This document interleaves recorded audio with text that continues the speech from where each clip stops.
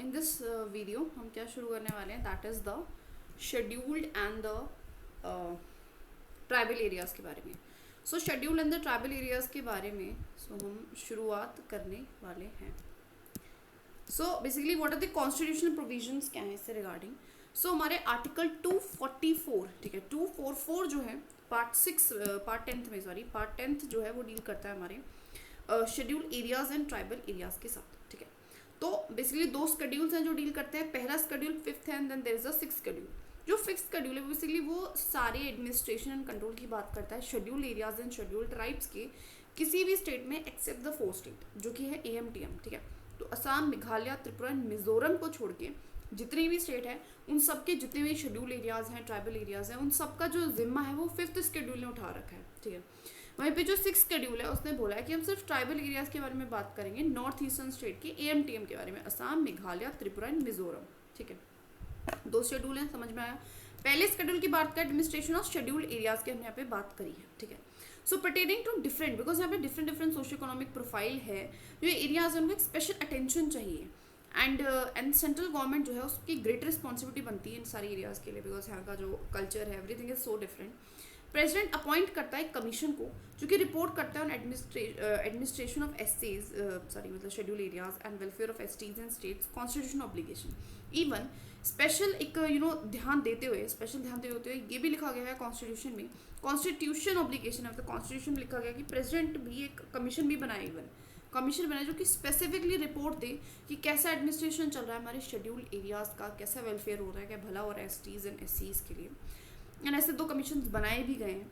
And India के पास scheduled areas हैं. अगर मैं बात करूँ टिल 2019 स्टेट्स में आंध्र प्रदेश में था, तेलंगाना में, झारखंड में, छत्तीसगढ़ में, गुजरात, हिमाचल प्रदेश, मध्य प्रदेश, महाराष्ट्र, उड़ीसा एंड राजस्थान. क्या फीचर्स हैं as per the 6th schedule. तो ये सारे हमारे कुछ एरियाज हैं जिनमें हमारे शेड्यूल्ड एरियाज आते हैं. तो कुछ 5th शेड्यूल के अगर मैं बारे में देखूँ तो सबसे पहले डिक्लेरेशन, कौन डिक्लेयर करेगा, कैसे पता चलेगा कि ये जो एरिया वो पार्टिकुलरली शेड्यूल्ड एरिया है. तो हमारा प्रेसिडेंट जो है वो एम्पावर है डिक्लेयर करने के लिए किसी भी एरिया को. ठीक है, वही कोई चेंजेस बनाता है उसकी एरिया एंड बाउंड्री में भी कि हाँ भैया पर्टिकुलर इतना ही एरिया है या फिर इतना एरिया है या फिर इतना एरिया है, जो भी है इनसे रिगार्डिंग. लेकिन कंसल्टेशन लेता है गवर्नर से रिगार्डिंग. देखो कंसल्टेशन क्यों ले रहा है, प्रेसिडेंट है वो तो मन मर्जी कर सकता है. कंसल्टेशन इसलिए ले रहा है क्योंकि गवर्नर को बेहतर पता होगा ना कि स्टेट में कौन से एरिया में पार्टिकुलरली कोई ट्राइब रह रहा है कि नहीं, कोई एसटी है, एससी है, शेड्यूल एरियाज जो भी हैं उनको कैसे मैनेज करना है, उनको ज़्यादा पता है, इसलिए वहाँ इसकी कंसल्टेशन ले रहा है. करेगा प्रेसिडेंट ही, करने वाला प्रेसिडेंट है. Executive power of the state and centre. State and centre की एग्जीक्यूटिव पावर कितनी है, तो जो हमारी स्टेट की एग्जीक्यूटिव पावर है वो एक्सटेंड करती है. और जो गवर्नर है उसकी कुछ स्पेशल रिस्पॉन्सिबिलिटी बनती है, मतलब नॉर्मल पावर तो है लेकिन गवर्नर की थोड़ी सी स्पेशल रिस्पॉन्सिबिलिटी है. गवर्नर जैसे एक रिपोर्ट देता है प्रेसिडेंट को कि कैसा एडमिनिस्ट्रेशन चल रहा है इन एरियाज का. ठीक है, तो क्या गवर्नर जो है रिपोर्ट दे रहा है किसको, प्रेसिडेंट को, कि कैसा एडमिनिस्ट्रेशन चल रहा है इस एरिया का. सेंटर इवन डायरेक्शंस भी देती है स्टेट को ऐसे एरियाज के लिए. ठीक है, तो क्या एग्जीक्यूटिव पावर है, तो एक तरीके से सेंटर एंड स्टेट मिलकर काम कर रहे हैं. स्टेट रिपोर्ट दे रहा है, सेंटर डायरेक्शंस दे रहा है, कुछ ऐसा काम चल रहा है. कहीं ना कहीं ये स्टेट का पार्ट और ये सेंटर का है, वैसे बता रही हूँ मैं. ठीक है, नाउ ट्राइब्स एडवाइजरी काउंसिल. तो स्टेट्स जो है वो स्टेब्लिश करते हैं TAC, ट्राइबल एडवाइजरी काउंसिल, जो कि एडवाइस करता है वेलफेयर मेजर्स पे. ठीक है, इसमें बेसिकली 20 मेंबर्स होते हैं जिसमें से 3/4 रिप्रेजेंटेटिव्स होते हैं STs के SLAs में. And state have STs have no SAs can have TAC if president direct. तो अभी क्या कहना चाह रहा है, सबसे पहले जो है स्टेट इस्टेब्लिश करती है. कौन इस्टेब्लिश करेगा, स्टेट इस्टेब्लिश करेगी. कितने मेंबर्स होंगे, 20 मेंबर होंगे. 3/4 कितने जो हमारे मेंबर्स होंगे वो कितने होंगे, मतलब 15 मेंबर्स हमारे रिप्रेजेंटेटिव्स होते हैं STs के. ठीक है, whom are to be representatives of STs, जो SLA के पार्ट हैं, किसके, स्टेट लेजिस्लेटिव असेंबली में जो पार्ट है ना उनमें से ही 15 लोग हैं और वो कहीं ना कहीं उसी एरिया के होने चाहिए, वही हमारे क्या होते हैं, इसके मेंबर होते हैं. ठीक है, तो जो स्टेट लेजिस्लेटिव असेंबली के मेंबर्स हैं जो कि 15, ठीक है, जो स्टेट लेजिस्लेटिव असेंबलीज के मेंबर्स हैं और जो कि शेड्यूल ट्राइब्स में से आते हैं वो इसके क्या होंगे, मेंबर्स बनेंगे. ठीक है, स्टेट जिनके पास STs हैं बट शेड्यूल एरियाज नहीं हैं उनके पास भी हमारा क्या बन सकता है, TAC बन सकता है. मतलब ऐसे एरियाज जहाँ पे हमारे शेड्यूल्ड एरिया नहीं है, मतलब ऐसा कोई एरिया है जैसे कोई स्टेट है, लाइक स्टेट ऐसे हम मान लेते हैं हरियाणा, तो हरियाणा एक स्टेट है जिसमें कोई भी ऐसा स्पेसिफिक शेड्यूल्ड एरिया नहीं है. ठीक है, लेकिन वहाँ पे ST की पॉपुलेशन अच्छी खासी है. हमारे गवर्नमेंट ने चाहा, स्टेट गवर्नमेंट ही बनाती है बिकॉज, तो गवर्नमेंट ने क्या बना दी हमारी, ये बना दी, that is the tribes advisory council. लेकिन ट्राइब्स एडवाइजरी काउंसिल बना दी. ठीक है, वहाँ पे एसटीज थे लेकिन शेड्यूल्ड एरियाज नहीं था एग्जैक्टली। जैसे कि हमने देखा था कि कुछ ही स्टेट्स हैं जैसे कि आंध्र प्रदेश, तेलंगाना, झारखंड, इन सब में, लेकिन हरियाणा में जैसे कि नहीं है, ठीक है। तो हमने क्या करा, हरियाणा में नहीं था लेकिन प्रेसिडेंट को लगा कि भैया एसटीज की पॉपुलेशन काफ़ी है तो हम एक शेड्यूल्ड एरिया नहीं भी है तो भी हम इसको एक ट्राइबल एडवाइजरी काउंसिल दे देते हैं। तो ये प्रेसिडेंट डायरेक्ट करता है तो बनाता है, लेकिन स्टेट बनाते हैं, ठीक है, ध्यान रखना। लॉज एप्लीकेबल कौन से होते हैं शेड्यूल एरियाज में? तो गवर्नर जो भी डायरेक्ट करेगा, ठीक है, वो अप्लाई होंगे। मॉडिफिकेशन के साथ भी हो सकते हैं, विदाउट मॉडिफिकेशन, वो उसकी मर्जी है। गवर्नर रेगुलेशंस भी बनाता है पीस एंड गुड गवर्नेंस के लिए, कंसल्ट करके हमारे टीएसी को, ठीक है। ठीक है, तो यहाँ पे जो रोल है वो सारा गवर्नर का है। लॉज जो भी एप्लीकेबल है टू द शेड्यूल एरियाज, यहाँ पे जो भी रोल है हमारा गवर्नर का है। गवर्नर डिसाइड करेगी मॉडिफिकेशन करना है नहीं करना है, टीसी लेना है कि लेना है।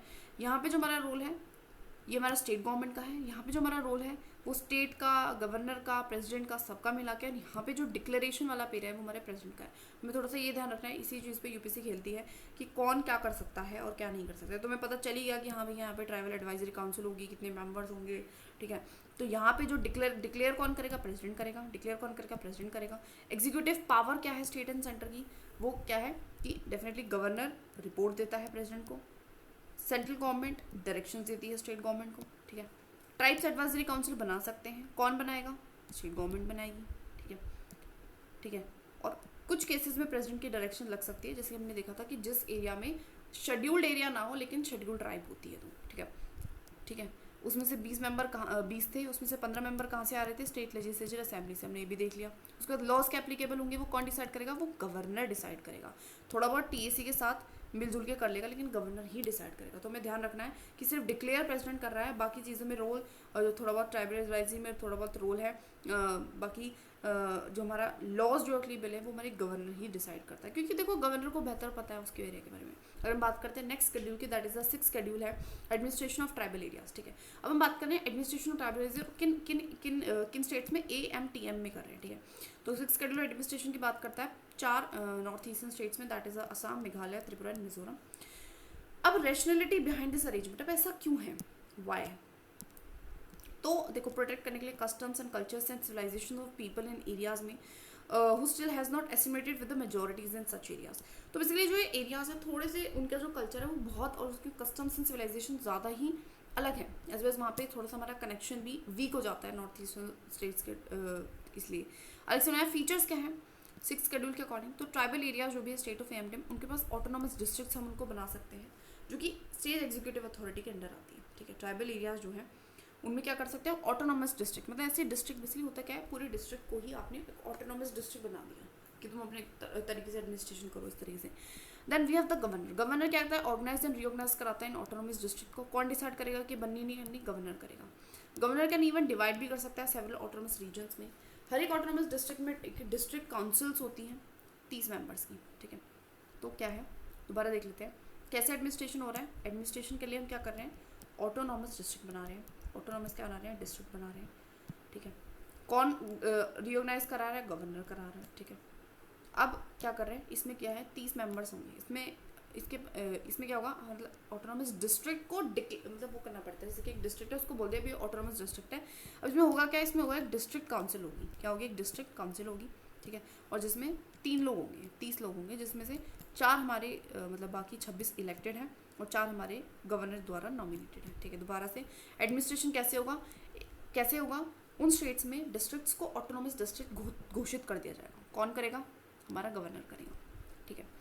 वो डिस्ट्रिक्ट, और उसमें क्या होगा, डिस्ट्रिक्ट काउंसिल होगी। एडमिनिस्ट्रेशन किस तरीके से चलेगा इन सारे डिस्ट्रिक्ट का, दैट इज डिस्ट्रिक्ट काउंसिल के थ्रू। प्यारी प्यारी शब्दों में दोबारा से लिख देती हूँ मेरे को, तो डिस्ट्रिक्ट काउंसिल, ठीक है।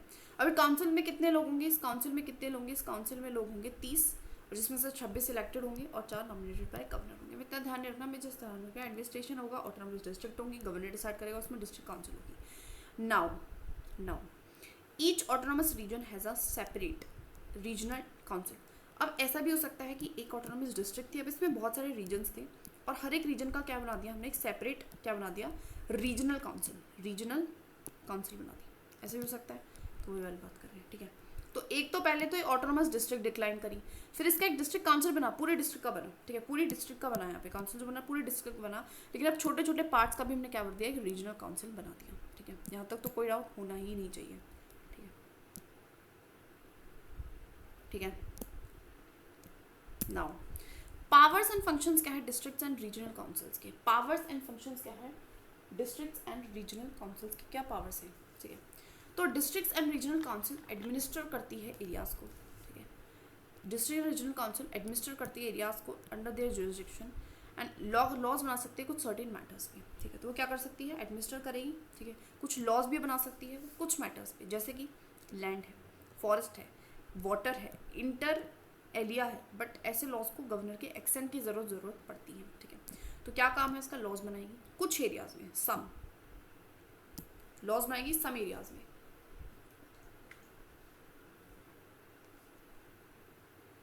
जिसमें क्या चाहिए होगा? गवर्नर का अप्रूवल, क्या कहें तो कंसेंट चाहिए होगा। ठीक है, गवर्नर का कंसेंट चाहिए होगा। डिस्ट्रिक्ट एंड रीजनल काउंसिल भी कॉन्स्टिट्यूट कर सकती हैं, विलेज काउंसिल्स एंड कोर्ट्स भी लगा सकती हैं। ठीक है, मतलब कहीं ना कहीं वो उनकी जुरिसडिक्शन थोड़ा बहुत जुडिशरी से लेवल भी है कि वो क्या कर सकते हैं? कॉन्स्टिट्यूट कर सकती है विलेज काउंसिल या कोर्ट्स को। ठीक है, जो भी केसेस जो ट्राइब से रिगार्डिंग होंगी उन सबको। ठीक है, और जुरिसडिक्शन ऑफ हाई कोर्ट होती है ओवर दैम। ठीक है, and cases specified by the governor. तो यहाँ पे क्या है? यहाँ पे क्या था? दोबारा से करेंगे, दोबारा से और क्लैरिटी के साथ। यहाँ पे क्या था? उनकी जुरिसडिक्शन क्या थी कि वो क्या बना सकते हैं? लॉज बना सकते हैं सर्टेन मैटर्स पे, और इसमें क्या होगा? गवर्नर का एक्सेंट चाहिए होगा। तो यहाँ पे लॉज बना रहे हैं एंड प्लस में गवर्नर का रोल आ जाता है थोड़ा बहुत। यहाँ पे वो क्या कर सकते हैं? विलेज एंड काउंसिल कोर्ट्स बना सकते हैं। क्यों बनाएंगे? कोर्ट बनाएंगे न्याय के लिए, जुडिशरी के लिए। तो यहाँ पे जो जुरिसडिक्शन है वो किसकी? हाई कोर्ट एंड गवर्नर दोनों की है। हाई कोर्ट प्लस में गवर्नर दोनों का ही थोड़ा बहुत रोल आ जाता है। ठीक है, ना डिस्ट्रिक्ट काउंसिल को इस्टेब्लिश करा सकते हैं। ठीक है, कैन इस्टेब्लिश, वो खुद अपने आप में क्या कर सकते हैं? कुछ काम कर सकते हैं, जिसकी प्राइमरी स्कूल्स बना देना, dispensary, market, ferries, roads, district. And वो कुछ रेगुलेशंस भी बना सकती है, जैसे मनी लैंडिंग के रिगार्डिंग, ट्रेडिंग कैसे करना है बाय नोन, एंड कुछ रेगुलेशंस को डेफिनेटली इसमें भी एक्सटेंड होता है गवर्नर का। ठीक है, तो कुछ तो इंफ्रा बिल्ड करानी है। ठीक है, साथ में कुछ मनी लैंडिंग, मनी फाइनेंस से रिगार्डिंग काम करा रही है। इसके रिगार्डिंग क्या चाहिए? गवर्नर का एक्सेंट चाहिए। ठीक है, गवर्नर का क्या चाहिए? एक्सेंट चाहिए। तीनों चीज़ें हैं। लॉज बना सकती है, लॉज बनाएगी तो गवर्नर का एक्सेंट चाहिए।